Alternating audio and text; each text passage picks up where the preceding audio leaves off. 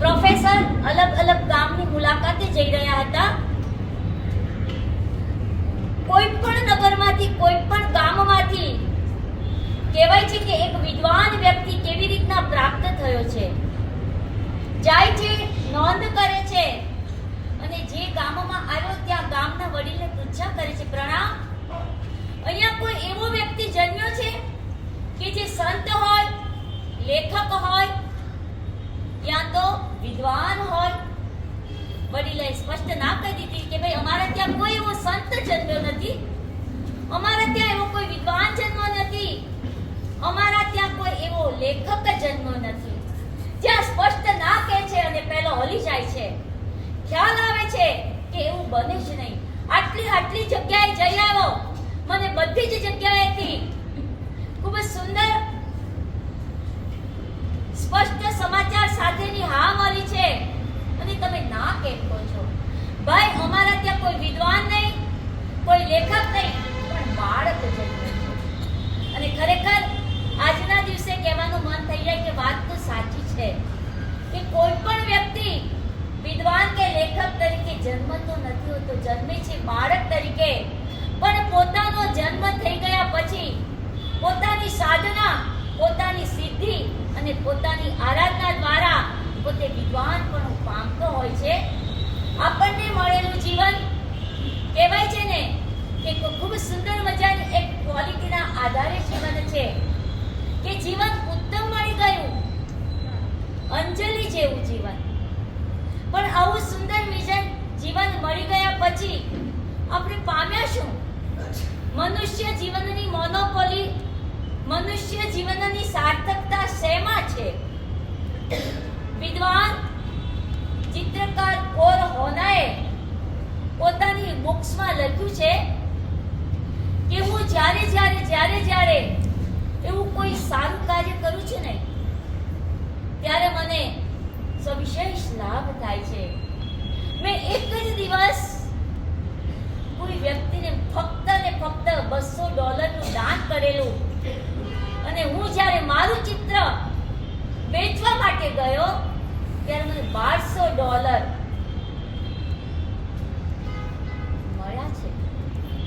અને એ સમયે ઓર હોનો કહે છે કે એક નહીં, આવા જ્યારે મેં જેટલા પણ કાર્યો કર્યા છે તેના પાયામાં, તેના રિઝલ્ટમાં મને બમણું જ મળ્યું છે. સમજી લેજો, કરોડોનું પેમેન્ટ પુણ્ય હશે તો પ્રાપ્ત થશે, પણ સુકૃતની ક્ષણો તો છે ને માત્ર અને માત્ર ક્ષણજીવી હોય છે. આજે આપણે બધા જ જે એકત્રિત થયા છે તેના બેઝિક પાયામાં શું છે? એક શિવમસ્તુ પરિવારની સ્થાપના, શિવમસ્તુ પરિવારની એક પ્રેરણા.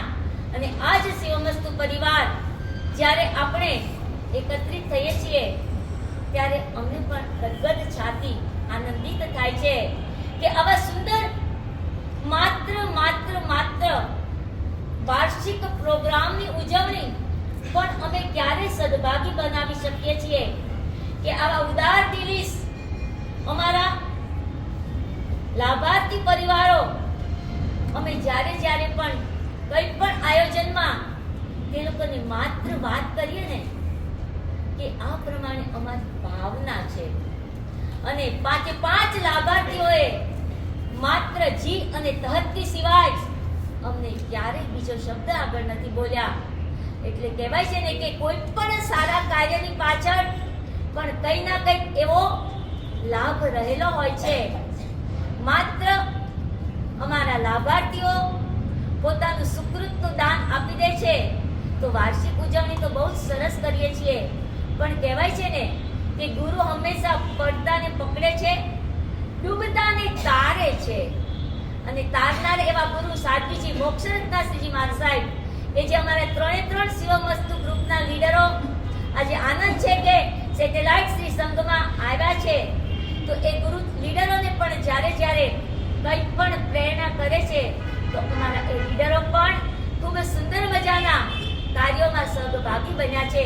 બસ આજના દિવસે મારે પણ તમને બધાને આ જ કહેવું છે કે ભક્તિ भव सिंधु चिराती है, भक्ति भव पार उतारी है, भगवान और भक्त में फर्क नहीं, भक्ति भगवान बनाती है, भक्ति भगवान बनाती है।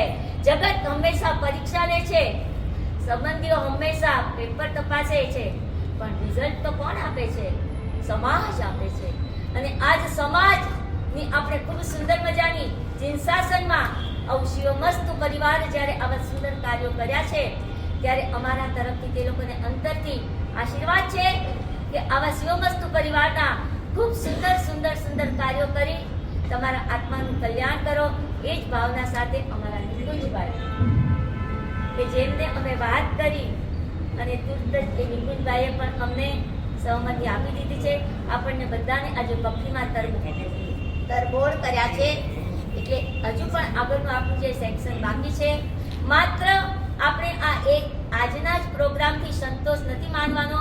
હજુ અમે નિકુંજભાઈને વિનંતી કરીશું કે નિકુંજભાઈ ફરી પણ તમારા અવસરનો અમે લાભ લઈએ, એ જ ભાવના સાથે આટલું બોલતા વિતરાગ